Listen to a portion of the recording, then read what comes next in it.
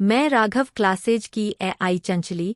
ध्यान से सुनो, सिर्फ सुनने मात्र से आप सभी का सामान्य ज्ञान काफी बेहतर हो जाएगा। राघव क्लासेज के बच्चों का स्तर तो देखो, कोई ओछी और छोटी बात नहीं करता, बस पढ़ता और पढ़ाता है। जो जानकारी पसंद आई हो उस पर कमेंट करना। मैं सुदर्शन कुमार छपरा बिहार से सामान्य ज्ञान श्रृंखला में आप सभी का स्वागत है। आज का टॉपिक है दौलत सिंह कोठारी के बारे में। दौलत सिंह कोठारी का जन्म 1905 ईस्वी में उदयपुर में हुआ था। इन्होंने इलाहाबाद से भौतिकी में एमएससी की पढ़ाई की। इसके बाद कैम्ब्रिज से पीएचडी की उपाधि प्राप्त की। भारत वापस लौटने के बाद सन 1934 से 1961 तक दिल्ली विश्वविद्यालय में अध्यापन आदि का कार्य किया तथा सन 1948 से 1961 तक भारत सरकार के रक्षा मंत्रालय में वैज्ञानिक सलाहकार रहे तथा 1964 में गठित शिक्षा आयोग के अध्यक्ष नियुक्त किए गए। इन्हीं के नाम पर शिक्षा आयोग को कोठारी आयोग भी कहा जाता है। भारत सरकार ने इन्हें 1962 ईस्वी में पद्म भूषण तथा 1963 ईस्वी में पद्म विभूषण से सम्मानित किया। धन्यवाद। सामान्य ज्ञान की श्रृंखला में मैं प्रीति कुमारी गया बिहार से। आज मैं उत्तराखंड के वर्तमान से संबंधित सामान्य ज्ञान के बारे में बताने जा रही हूँ। उत्तराखंड के वर्तमान राज्यपाल श्री गुरमीत सिंह हैं। उत्तराखंड के वर्तमान मुख्यमंत्री पुष्कर सिंह धामी हैं। उत्तराखंड के गृह मंत्री पुष्कर सिंह धामी।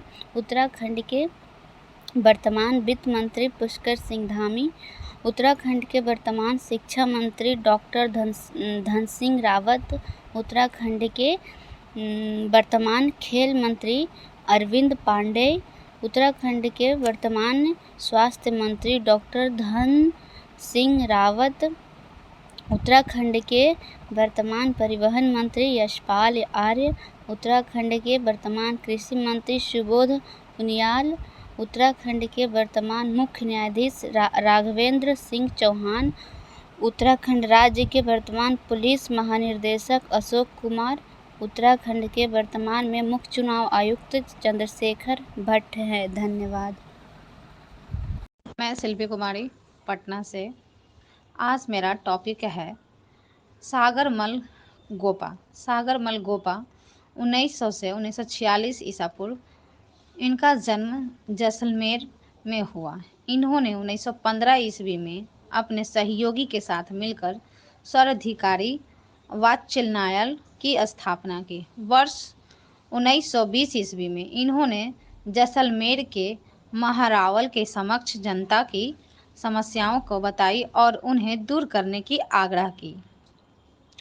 इन्होंने 1920 से 1922 से असहयोग आंदोलन के दौरान नागपुर की गतिविधियों में भाग लिया। वर्ष 1932 में रघुनाथ सिंह मेहता के साथ जैसलमेर में महेश्वरी नवयुवक मंडल की स्थापना की। धन्यवाद। मैं आरजेबी समस्तीपुर से सामान्य ज्ञान श्रृंखला में मेरा आज का विषय है विजय दान देथा 1926 से 2013। विजय दान देता उर्फ विज्जी का जन्म जोधपुर जिले के बरुंदा गांव में हुआ। इनके पिता का नाम सबल दान देया था, जो कवि थे। इन्होंने कोमल कोठारी के साथ मिलकर 1960 ईस्वी में अपनी जन्मस्थली बोरुंदा में रूपावर्ण नामक संस्थान की स्थापना की, जो राजस्थानी लोक सभा, लोक कथा, लोक कला एवं लोक संगीत को समर्पित है।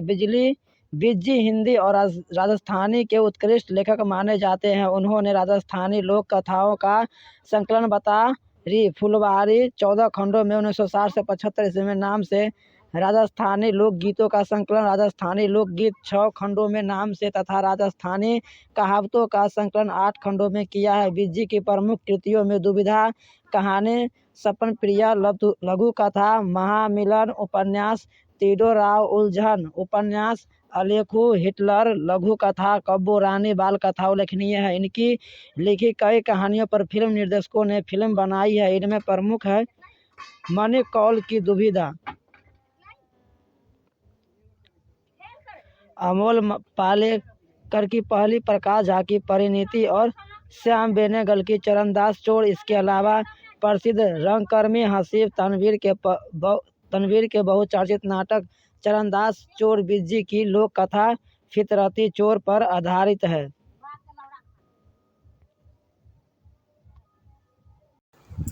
आदरणीय गुरुजी एंड सभी साथियों, मैं आरती कुमारी पूर्वी चंपारण से राजा मान सिंह के बारे में कुछ बताने जा रही हूँ। यह राजा भगवान दास का दत्तक पुत्र था। यह बाल्यावस्था से ही मुगल सम्राट अकबर के दरबार में रहा। इसने मुगल सेना के साथ गुजरात, रणथंभौर तथा अन्य युद्धों में भाग लिया। यह हल्दी घाटी के युद्ध में राणा प्रताप के विरुद्ध लड़ने आया था, लेकिन वह राणा प्रताप को अपने नियंत्रण में लेने में सफल नहीं रहा। मुगल सम्राट अकबर ने उन्हें बिहार और बंगाल का सूबेदार बना लिया। Thank you.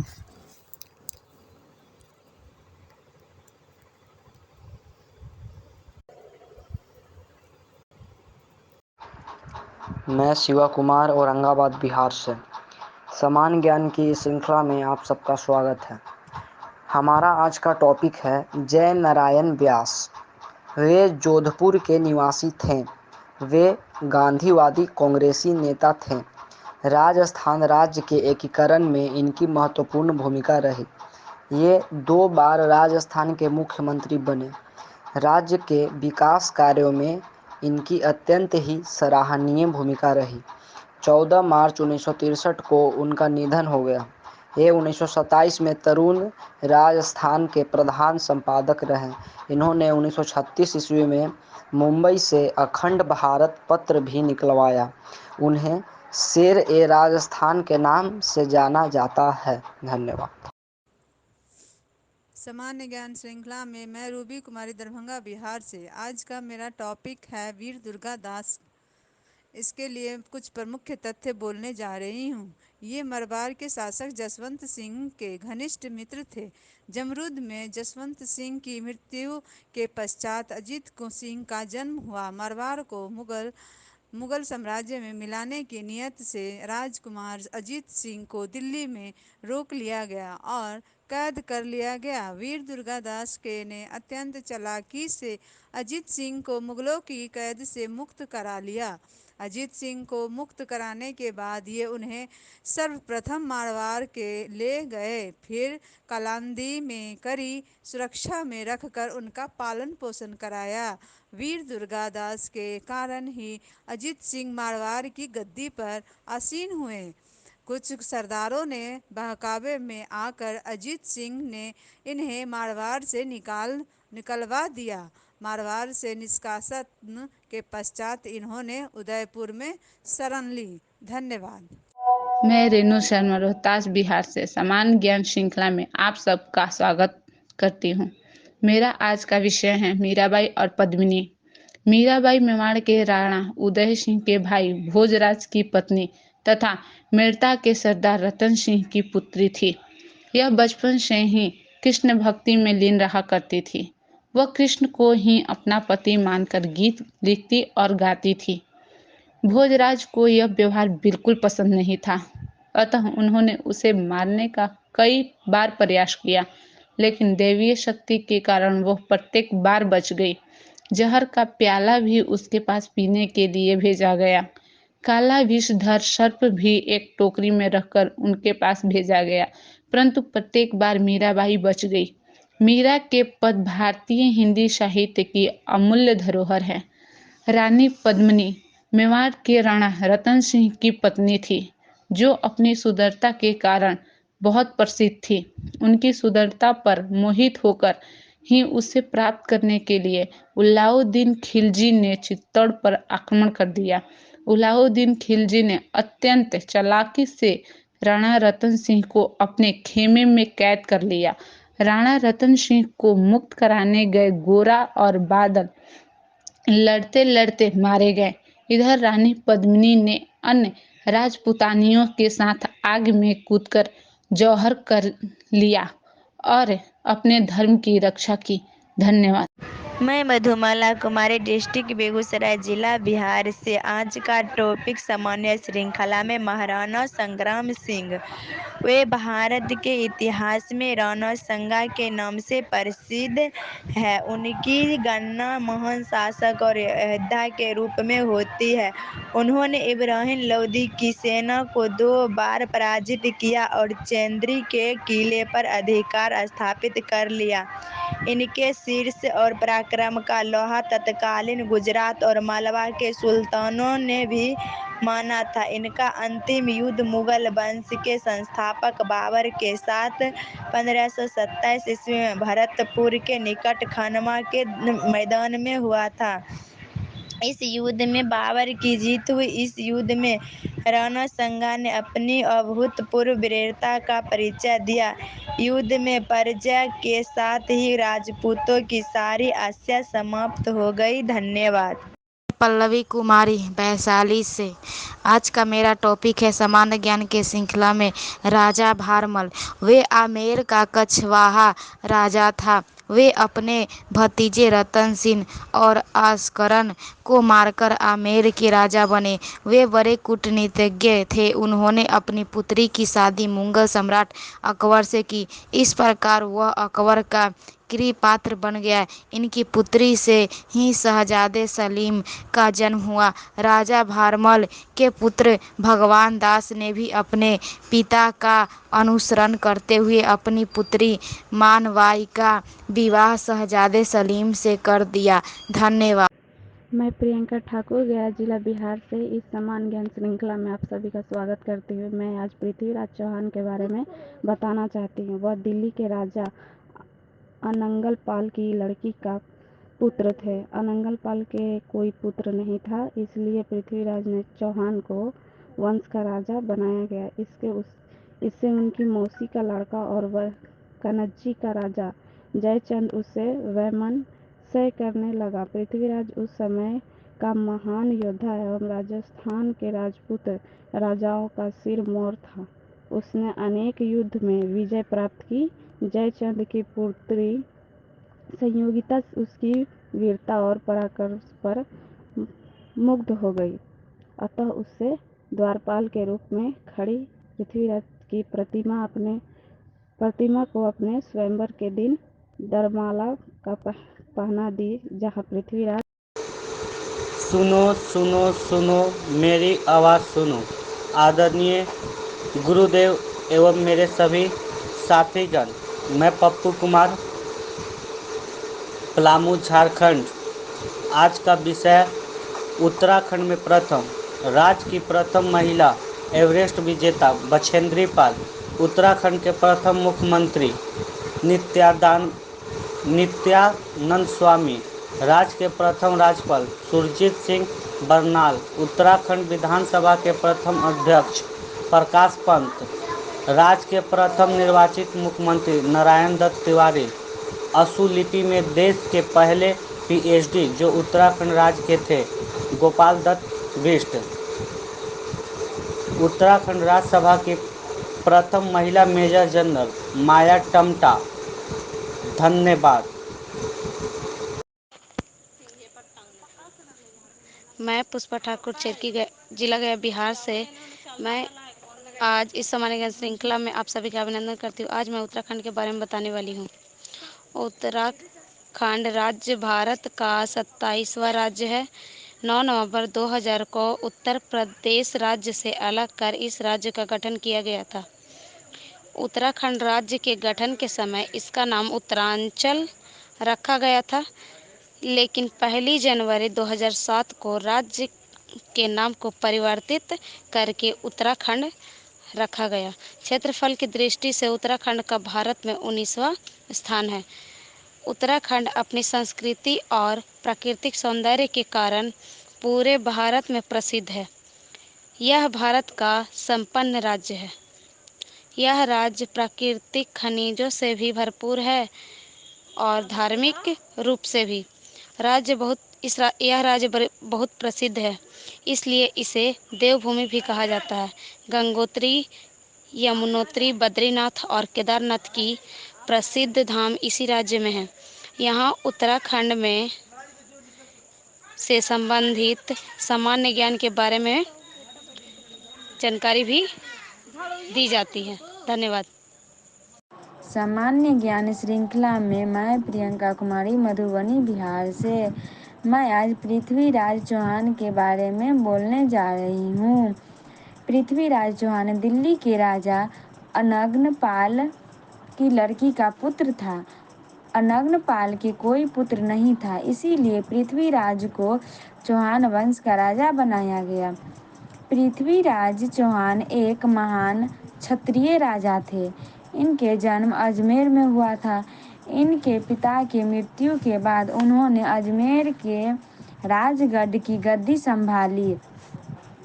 पृथ्वीराज चौहान ने 1191 ईस्वी में तराइन के प्रथम युद्ध में मोहम्मद गौरी को बुरी तरह से हराया, लेकिन 1192 ईस्वी के तराइन के द्वितीय युद्ध में जयचंद के निजता एवं अपनी दुर्बलता से युद्ध में हार गया। उसकी पराजय के कारण उत्तर भारत का राज्य सदैव के लिए मुस्लिम शासकों के हाथ में चला गया। धन्यवाद। मैं सुधाकर सिंह हाजीपुर बिहार से सामान्य ज्ञान के इस श्रृंखला में आज का मेरा टॉपिक है राजस्थान के प्रसिद्ध व्यक्तित्व पृथ्वीराज चौहान। वह दिल्ली के राजा अनंगपाल की लड़की का पुत्र थे। अनंगपाल के कोई पुत्र नहीं था, इसलिए पृथ्वीराज को चौहान वंश का राजा बनाया गया। इससे उसकी मौसी का लड़का और कन्नौज का राजा जयचंद उससे वैमनस्य करने लगा। पृथ्वीराज उस समय का महान योद्धा एवं राजस्थान के राजपूत राजाओं का सिरमौर था। उसने अनेक युद्ध में विजय प्राप्त की। जयचंद की पुत्री संयोगिता उसकी वीरता और पराक्रम पर मुग्ध हो गई थी, अतः उसने द्वारपाल के रूप में खड़ी पृथ्वीराज की प्रतिमा को अपने स्वयंवर के दिन वरमाला पहना दी, जहाँ से पृथ्वीराज उठे और उठाकर ले गया और उससे विधिवत विवाह कर लिया। पृथ्वीराज ने 1991 ईस्वी में तराइन के प्रथम युद्ध में मोहम्मद गौरी को बुरी तरह से हराया, लेकिन 1192 ईस्वी में तराइन के द्वितीय युद्ध में जयचंद की नीचता एवं अपनी दुर्बलताओं और युद्ध की पर्याप्त नीति न बनने की वजह से उसे हार का सामना करना पड़ा। उसकी पराजय के कारण उत्तरी भारत का राज्य सदैव के लिए मुस्लिम शासकों के हाथ में चला गया। धन्यवाद। सामान्य ज्ञान के श्रृंखला में आप सभी का स्वागत है। आज का मेरा टॉपिक महाराणा प्रताप। ये राणा उदय सिंह के पुत्र तथा राणा सागर के पौत्र थे।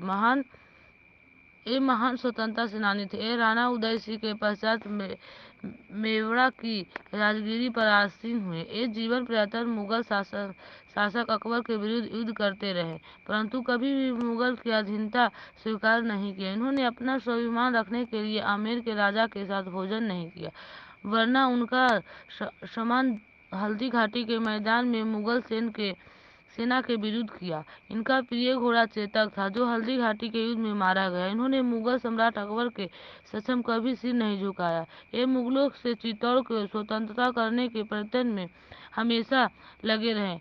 1597 ईस्वी में इनका निधन हो गया। धन्यवाद। नमस्कार, मैं अंकुर कुमार पटना बिहार से। आज के सामान्य ज्ञान में हमारा टॉपिक है मीराबाई के बारे में। मीराबाई मेवाड़ के राणा उदय सिंह के भाई भोजराज की पत्नी तथा मेरता की सरदार रतन सिंह की पुत्री थी। यह बचपन से ही कृष्ण भक्ति में लीन रहा करती थी। वह कृष्ण को ही अपना पति मानकर गीत लिखती और गाती थी। भोजराज को यह व्यवहार बिल्कुल पसंद नहीं था, अतः उन्होंने उसे मारने का कई बार प्रयास किया, लेकिन दैवीय शक्ति के कारण वह प्रत्येक बार बच गई। जहर का प्याला भी उसके पास पीने के लिए भेजा गया। काला विषधर सांप भी एक टोकरी में रखकर उसके पास भेजा गया, परंतु प्रत्येक बार मीराबाई बच गई। मीरा का पद भारतीय हिंदी साहित्य के अमूल्य धरोहर में है। धन्यवाद। महाराणा प्रताप ये राणा उदय सिंह के पुत्र तथा राणा संगा के पुत्र थे। ये महान स्वतंत्रता सेनानी थे। ये राणा उदय सिंह के पश्चात मेवाड़ की राजगद्दी पर आसीन हुए। ये जीवन पर्यंत मुगल शासक अकबर के विरुद्ध युद्ध करते रहे, परंतु कभी भी मुगल की अधीनता स्वीकार नहीं की। इन्होंने अपना स्वाभिमान रखने के लिए आमेर के राजा के साथ भोजन नहीं किया, वरना उनका सामना हल्दी घाटी के मैदान में मुगल सेना के विरुद्ध किया। इनका प्रिय घोड़ा चेतक था, जो हल्दी घाटी के युद्ध में मारा गया। इन्होंने मुगल सम्राट अकबर के समक्ष कभी सिर नहीं झुकाया। ये मुगलों से चित्तौड़ को स्वतंत्र कराने के प्रयत्न में हमेशा लगे रहे। भाम शाह ये महाराणा प्रताप के मंत्री थे। हल्दी घाटी के युद्ध के पश्चात जब महाराणा प्रताप के समक्ष आर्थिक संकट उत्पन्न हो गया तो भाम शाह ने अपनी निजी संपत्ति लाकर महाराणा प्रताप को दी एवं महाराणा प्रताप जी ने 12 वर्षों तक 25,000 सेना अपने पास रख सकते थे। अपने इस कृत्य के कारण ही इन्हें मेवाड़ का उदारक दानवीर कहा जाता है। एवं उसके पश्चात 1557 में महाराणा प्रताप जी की निधन हो गई। धन्यवाद। मैं अंशिका कुमारी संत सुंदर दास के बारे में कुछ बोलने जा रही हूँ। 1956 में इनका जन्म जयपुर राज्य की प्राचीन राजधानी दौसा के परमानंद खरेलवाल के यहाँ हुआ था। 6 वर्ष की अल्पायु में ये संत दादू के शिष्य काशी में रहकर इन्होंने शिक्षा प्राप्त की थी। तदनुपरांत 1625 ईस्वी में ये शेखावटी लौट आए। इसके बाद फतेहपुर में एक गुफा में निवास कर 12 वर्ष इन्होंने योग साधन की। ये निन्नन संत कवि थे। इन्हें 42 ग्रंथों की रचना की, जिसमें ज्ञान समुद्र एवं समुद्र विलास अधिक प्रसिद्धि है। इसकी रचनाओं में भक्ति, योग, साधना, नीति की प्रधानता मिलती है। ये श्रृंगार रस की रचनाओं के कट्टर विरोधी थे। इन्होंने अपनी रचनाओं में अलंकारों एवं सुंदर नियोजन एवं छंदों एवं विविध प्रयोगों में मिलता है। संत कवियों में ये एकमात्र कवि हैं जिनका संबंध संपन्न धारणाओं में से था। सामान्य ज्ञान की श्रृंखला में मैं अतुल बक्सर से आज का टॉपिक है मीराबाई और पन्नाधाय। मीराबाई वह मेवाड़ के राजा उदय सिंह के भाई भोजराज की पत्नी तथा मेड़ता के सरदार रतन सिंह की पुत्री थी। यह बचपन से ही कृष्ण भक्ति में लीन रहा करती थी। वह कृष्ण को ही अपना पति मानकर गीत लिखती और गाती थी। भोजराज को यह व्यवहार बिल्कुल पसंद नहीं था, अतः उन्होंने उसे मारने का कई बार प्रयास किया, लेकिन दैवीय शक्ति के कारण वह प्रत्येक बार बच गई। जहर का प्याला भी उसके पास पीने के लिए भेजा गया। काला विषधर सर्प भी एक टोकरी में रखकर उसके पास भेजा गया, परंतु प्रत्येक बार मीराबाई बच गई। मीरा के पद भारतीय हिंदी साहित्य की अमूल्य धरोहर है। पन्नाधाय वह राणा उदय सिंह की धाय थी। उन्होंने अपने बच्चे को उदय सिंह बताकर बनवीर से उसे मरवा दिया। इस प्रकार उन्होंने उदय सिंह के प्राणों की रक्षा की और राजपूत सरदारों की सहायता से सुरक्षित रूप से उसे कुंभलगढ़ के जिले में भेज दिया। पन्नाधाय की स्वामी भक्ति इतिहास में प्रसिद्ध है। धन्यवाद। मैं अभिषेक कुमार सिन्हा पटना बिहार से सामान्य ज्ञान श्रृंखला में आपका स्वागत करता हूं। आज मैं पृथ्वीराज चौहान के कुछ मुख्य तत्वों को बताने जा रहा हूं। पृथ्वीराज चौहान को राज पिथौरा के नाम से भी जाना जाता है। वो चौहान वंश के शासक थे। उन्होंने राजस्थान में सबसे मजबूत साम्राज्य की स्थापना की। वो सैन्य कुशल का एक प्रतिभाशाली और शीघ्र सीखने वाले व्यक्ति थे। यहाँ तक कि वो ध्वनि के आधार पर भी लक्ष्य भेदने की कला उनमें थी। उनकी राजधानी अजमेर में थी। उन्होंने वर्तमान दिल्ली, हरियाणा, राजस्थान और यहाँ तक कि उत्तर प्रदेश, मध्य प्रदेश और पंजाब के कुछ हिस्सों को नियंत्रित किया। सोमेश्वर पृथ्वीराज चौहान के पूर्ववर्ती थे। 1192 ईसा पूर्व में तराइन के दूसरे युद्ध में उनकी हार हुई। पृथ्वीराज चौहान का जन्म गुजरात में हुआ था। उनका जन्म रानी कर्पूरा देवी एक कलचुरी राजकुमारी और चाहमल राजा सोमेश्वर के यहाँ हुआ था। तराइन का युद्ध पृथ्वीराज ने मोहम्मद गौरी को युद्ध में हरा दिया था, परंतु उनकी जान बख्श दी। दुश्मन पर दया करने की इस भूल का नतीजा यह रहा कि हिंदुस्तान में इस्लामिक शासन की शुरुआत हो गई। पृथ्वीराज चौहान को उनकी तीरंदाजी, सैन्य प्रशासन और उनकी रानी संयुक्ता के प्रति अटूट प्रेम के लिए भी जाना जाता है। पृथ्वीराज चौहान को कन्नौज के राजा जयचंद की राजकुमारी और बेटी संयुक्ता से प्यार हो गया। कन्नौज के राजा नहीं चाहते थे कि उनकी बेटी का विवाह पृथ्वीराज से हो, इसलिए उन्होंने स्वयंवर का आयोजन किया। उसने पृथ्वीराज को छोड़कर हर योग्य राजा को आमंत्रण किया, जिससे वह नाराज हो गए, लेकिन उनकी अपनी बेटी ने ही इस कार्यक्रम में सभी राजकुमारों को खारिज कर दिया। बाद में संयुक्ता और पृथ्वीराज दोनों दिल्ली भाग गए और शादी कर ली। धन्यवाद। मैं दीपक कुमार बक्सर बिहार से समान ज्ञान की श्रृंखला में आपका स्वागत है। आज का मेरा विषय महाराणा प्रताप। अब ध्यान से सुनिए। महाराणा प्रताप ये राणा उदय सिंह के पुत्र तथा राणा सांगा के पौत्र थे। राणा उदय सिंह के पुत्र तथा राणा सांगा के पौत्र थे। ये महान स्वतंत्रता सेनानी थे। ये राणा उदय सिंह के पश्चात मेवाड़ की गद्दी पर आसीन हुए। ये जीवन प्रयत्न मुगल शासक अकबर के विरुद्ध युद्ध करते रहे, परंतु कभी भी मुगलों की अधीनता स्वीकार नहीं की। इन्होंने अपना स्वाभिमान रखने के लिए आमेर के राजा के साथ भोजन नहीं किया। इनका प्रिय घोड़ा चेतक था, जो हल्दी घाटी युद्ध में मारा गया। इन्होंने मुगल सम्राट अकबर के समक्ष कभी सिर नहीं झुकाया। ये मुगलों से चित्तौड़गढ़ को स्वतंत्र कराने के प्रयत्नों में हमेशा लगे रहे। 1597 में इनका निधन हो गया।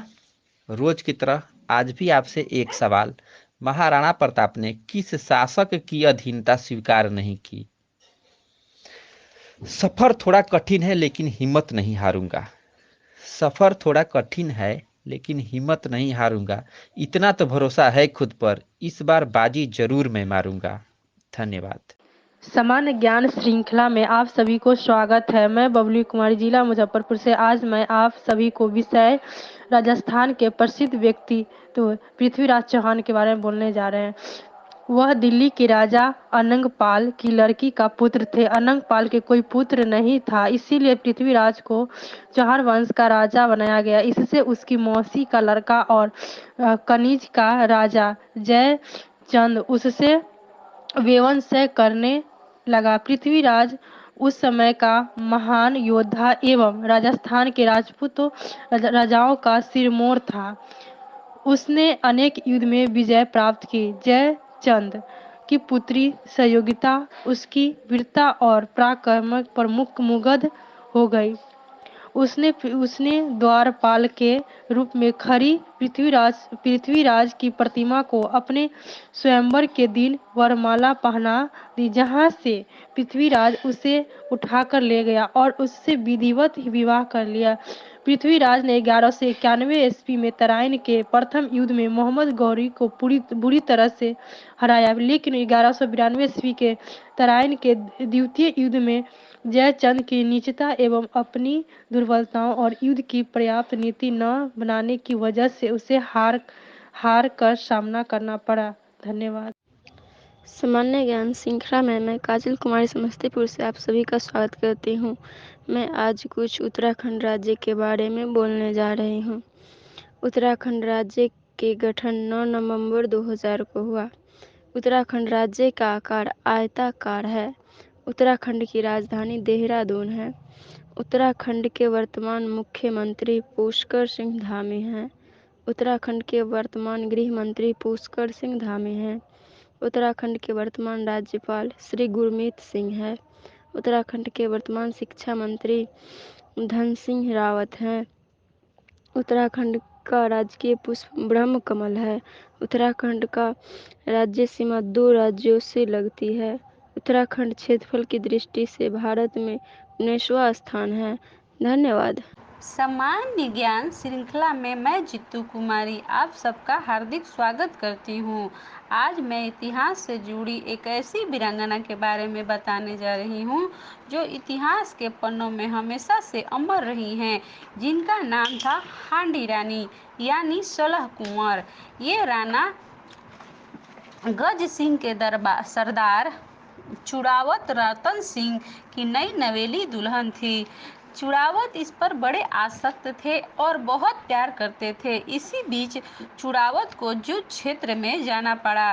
चुड़ावत ने अपने सेनापति को भेजकर रानी से याददाश्त की वस्तु मंगाई ताकि उनकी याद ना आ सके। इस पर हांडी रानी ने अपना सर काटकर सेनापति को दे दिया। चुड़ावत हांडी रानी के सिर को गले में पहनकर युद्ध के लिए निकला और विजय प्राप्त की। ऐसे थी हमारे देश की वीरांगनाएं। धन्यवाद। जय हिंद।